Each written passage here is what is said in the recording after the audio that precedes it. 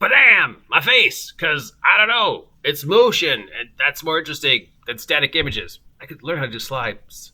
I put some medicine on the face, so if you're wondering why it looks like this, it's because there's medicine on my face. Let's look at the list of the ENnies! These are all the nominations for the ENnies for this month, for this year. As we mentioned before, this is a accumulation of all the individuals on the planet who have been polled and submitted and asked, what do you think are the best games this year, last year? And they're like, yes. Oh, here's something to look at. Here's a dog. I'm babysitting a dog. You can look at the dog instead of me.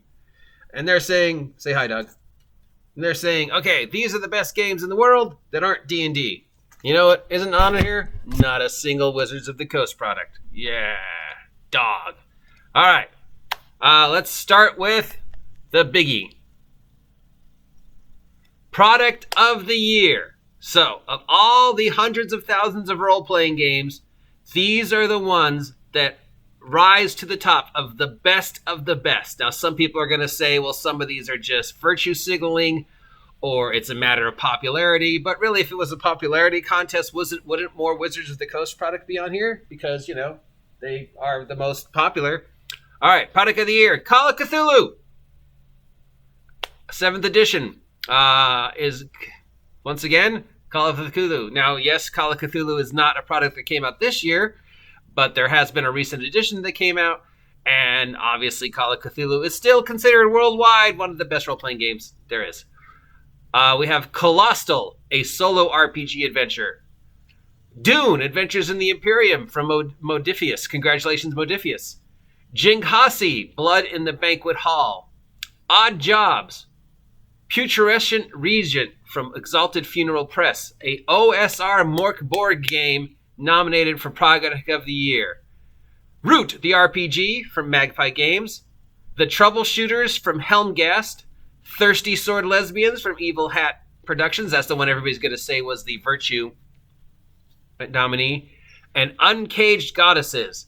So obviously my vote is Call of Cthulhu or Root, or maybe Dune. I really want to see Modifius and step up and be the company. If Free League and Modifius could get together and combine their energy, they could be the company that kick Wizards of the Coast off, especially if they got, like, you know, some major video game franchise or something, like Pokemon or whatever, Elden Blade. Or Best Writing, Colostle, a solo role-playing game. Dune, Adventures in the Imperium, Modifius. Fate Forge, Tetralogy box set from Studio Agate. Cult, Beyond Darkness and Madness. Congratulations, Cult. Cult, considered one of the best written role-playing games of the year. And Rose's Stress, a story of love and survival. Obviously, my nominees for that is going to be Dune or Cult. Best Supplement, Call of Cthulhu, Cults of Cthulhu. City of Mist, Shadows and Showdowns. Root, the RPG, Travelers and Outsiders. Sin, a notebook for Spire. If you remember, Spire last year was one of the top nominees. And Untold Encounters of the Random Kind, which is, I guess, just battle mats. So obviously, for that one, again, I would be voting for Call of Cthulhu, Cults of Cthulhu, and Root. Best Setting, Colostle, a solo RPG adventure. That's got to, I mean, you know, either this is amazing or, yeah, this is the kind of thing where you're going to say, oh, yeah, virtue signaling, because it's a solo RPG adventure, and those are so big right now. Chronicles of the Wounded Earth from Chaosium. Historia from Mana Project Studio. Jingashi, Blood on the Banquet Floor from Wet Ink Gangs, and Tal'Dorei, Campaign Setting Reborn from Darrington Press. Technically a 5e product, but not really. And, yeah. If it's a popularity contest, that one's going to win. Of these, I don't know which one I'd nominate. Probably, I don't like the idea of solo RPG adventures. I just don't get them. So if any of these I would vote for, I would probably vote for the one from Chaosium. Best Rules, Colossal, a solo RPG adventure. God, I better check this thing out. Good Strong Hands from Nerdburger. Haunted West from Darker Hue Studios. Nova, from Gia RPGs, and Rest in Pieces from Imagining Games. God, Colostle's getting nominated for almost everything. We need to look into this. Good Strong Hands is obviously an RPG that's based loosely on Labyrinth. Haunted West, Weird West, that would automatically get my vote. Best RPG related product, Dice Carousel Kit from Gamer Concepts. Everway Deluxe Fortune Deck, I remember those. Cult, Labyrinth and Secret Chambers. Shadows of Eastern. And Things Heroes Say, a fantasy art book and phrase book. I would obviously vote for Cult for that one. Best production values. Bard Song, Legends of the Ancient Forge. Call of Cthulhu. Complete Wizard Chronicles from Beetle and Grimm's. There we go. That's another token Wizards of the Coast 5e product, but not from Wizards of the Coast. Jingashi, Blood on the Banquet Floor, and Star Trek Adventures Tricorder Collector's Box Set from Modiphius. Remember, we talked about that one. Best Podcast, +1 forward. Oh, what would be my nominee for Best Production? Call of Cthulhu, obviously. Best Podcast, +1 forward. Ain't Slayed Nobody. Kill Every Monster. Pink Faux Hawk and Roll to Cast. I don't know any of those, so I can't nominate. Best Organized Play. You know, those are the things online, I guess. We have Beneath a Stony Stump. I Find That Familiar. Play the Game. The Monsters of Wandaria. And Two Hearts Apart. No Wizards of the Coast nominees in Best Organized. Best Online Content. Across the RPGC. Dave Thermoviews RPG Reviews. Earthhearthern Inn from Earthhearthern Inn. RPGbot.net and Sly Flourish blog. How come I'm not nominated? Best Monster Adversary nominees. Now we're getting into the boring stuff. So these are all monsters or adversaries that were presented for different things or different books or like collections of monsters. So most of these are going to be D&D type stuff. Archvillain Archive, Big Bad Booklet from Hit Point Press, Hall and Rogers Creature Compendium, Home Field Advantage, and Nightfall. So these are all 5e product, but none of them are Wizards of the Coast.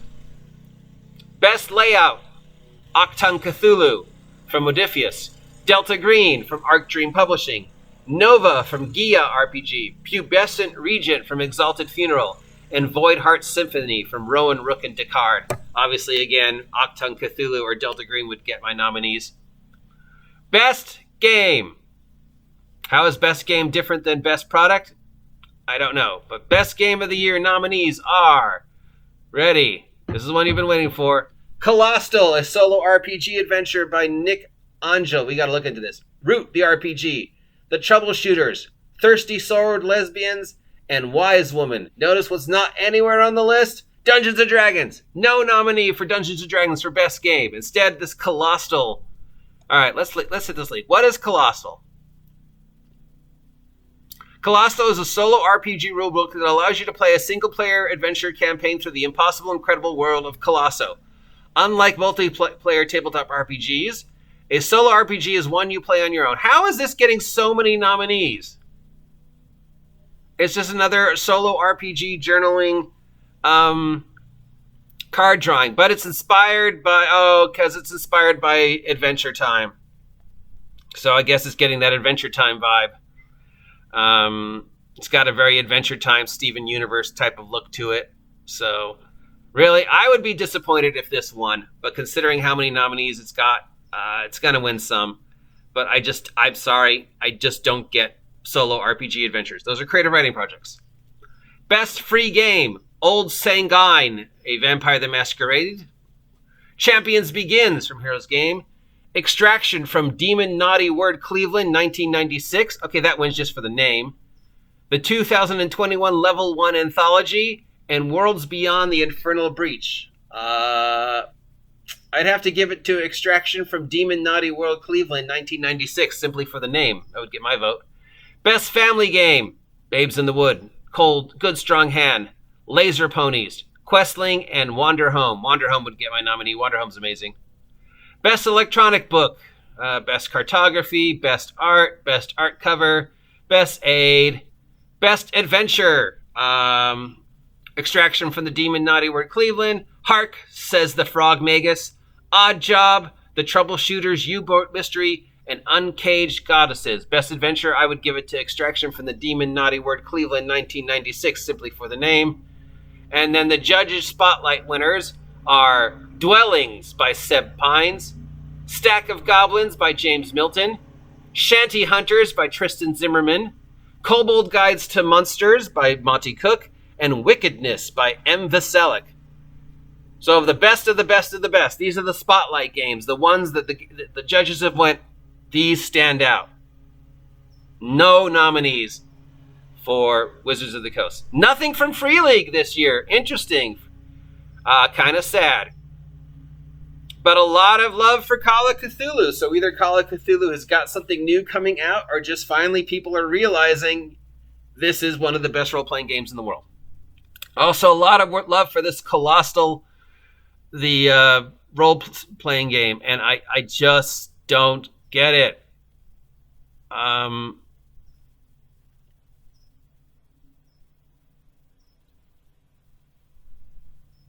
is this the best role-playing game? So many nominees. Has anybody played it? I know people are going to complain about Thirsty Sword Lesbians getting nominated, and I know other stuff. Oh, here's one nominee. Best Art. The One Ring has got Best Art. That's the only nominee for Free League. Congratulations. A lot of love for Call of Cthulhu. A lot of love for this Colostle. A lot of love for some other weird, obscure stuff. Some 5e related products, but nothing from Wizards of the Coast. And again, that says a lot. Wizards of the Coast has enough money and power that if they wanted to be nominated for any of those, they could. But obviously, if Wizards of the Coast is left to stand on its own as far as the industry is concerned, they pale in comparison. I mean, the industry has a choice between voting for whatever the latest Wizards of the Coast product was and Colostle, a solo role-playing game. And rather than pick Strixhaven as one of the best role-playing game supplements for 2021, or Mordekainen's Guide to Monsters for 2020's world, the worldwide industry went, you know, if my choice is between Wizards of the Coast and this solo role-playing game piece of whatever, I'm going to choose that. This is my best game of the year. If my choice is between Strixhaven and Call of Cthulhu, I'm choosing Call of Cthulhu. If my choice is between Tasha's and Cult or any of these others, I'm choosing anything other than Wizards of the Coast. So you can fly your 5e is the best game in the world flag all you want. The votes speak for themselves. I'm sorry. And I'm somebody who has a fondness for 5e and has 10 shares of Hasbro stock, so I should be upset about this. But no, I'm not, because Wizards of the Coast, you're not putting out the effort. And then all these people who are like, oh, 5e, Wizards of the Coast, Gygax's dream. He's like, no, suck it. This is not Gygax's legacy. This is not the best role-playing game in the world. This is not even the industry-wide, the entire planet, 7 billion people, whatever small percentage of that is gamers, had a choice, Dungeons and Dragons or anything else. And they chose a solo role-playing game adventure over picking anything that Wizards of the Coast has produced in the last 2 years. What does that tell you? And now, here's a dog. Say hi, dog. All right, that's the dog I'm babysitting for today. I am the OGGM. I know that was 14 minutes of your life you'll never get back, but those are the nominees. I've told you which ones I'm going to vote for when the voting goes live. Predictions of who's going to win. Obviously, Colostle is going to take at least one, if not more. I'm obviously voting for anything Call of Cthulhu because I don't think Call of Cthulhu gets enough good press here in the United States as one of the, if not the best role-playing system. I know a lot of people are prejudiced against Call of Cthulhu because they're like, why would I want to play a game where my character goes insane in the first 5 minutes? It's like, but dude, the system and the ideas and the amount of lore. I mean, this is one of the best role-playing games in the world, and there's a reason why. It's better than D&D. And as for games that are Gygax's legacy, It's Castles and Crusades. It's not 5e. And why is 5e supplements from other companies more interesting than anything Wizards of the Coast? Again, look, other company 5e stuff getting nominated. Those things are amazing. 5e stuff from the people who make 5e is so bad that people would rather vote for Colostle than it. Yeah, I've gone over this enough. You can check out the link yourself. I'll post it down below. There you go. That's me wasting way too much time talking about the ENnies. That's it. I'm done. I got to take this dog for a walk. See ya.